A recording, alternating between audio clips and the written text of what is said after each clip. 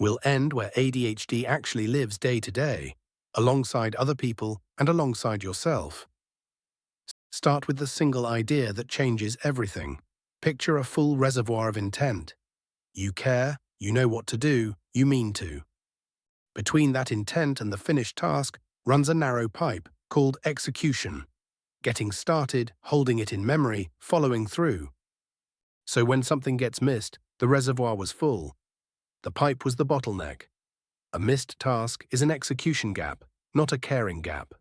This matters most in relationships because the missed output is visible and the full reservoir behind it is not.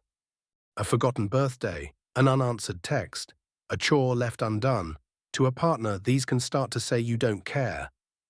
But forgetfulness is a symptom, not a character trait. The care was real, the execution slipped. Left unnamed, the misread festers. You don't care breeds hurt, then withdrawal, and a couple can slide into a parent and child dynamic. Naming it out loud, this is execution, not love, is what breaks the cycle. So how do you actually work alongside it, as a partner or a team? Not by doing it for them, that just builds the parent-child trap. Instead, first read it right. Separate intent from execution, assume the care, and treat the miss as a system problem. Second, externalize together. Shared calendars and reminders, not nagging, so the system carries the load and neither person has to play parent. Third, play to strengths and ask for what's needed instead of trading blame.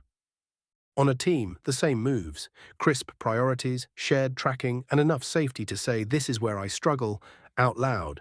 Then there's the system you build for yourself, the workarounds that make your brain work for you. Externalize memory, get it out of your head and into a trusted place because your brain is for having ideas, not holding them. Engineer urgency and interest, timers, a real deadline or body doubling, working next to someone to borrow their momentum. Reduce friction, defaults, automation and visible cues, so the right thing becomes the easy thing. Build one system for your worst failure point, make it automatic, then add the next. You're not fixing the brain, you're building around it. Step back, and the whole series becomes one toolkit. Externalize instead of willpowering. Engineer interest and urgency. Cut the drains before they pile up. Match your environment to your wiring. Build the scaffolding and ask for it. And underneath all of it, the relational move. Intent isn't execution, and saying so out loud protects the people around you.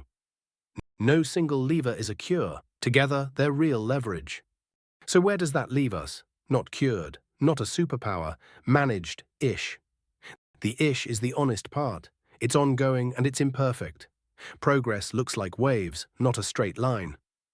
But with understanding, the right systems, and the right people, you stop fighting the brain and start steering it. You can't change the wiring, you can change almost everything around it. That's the agency, and it's enough.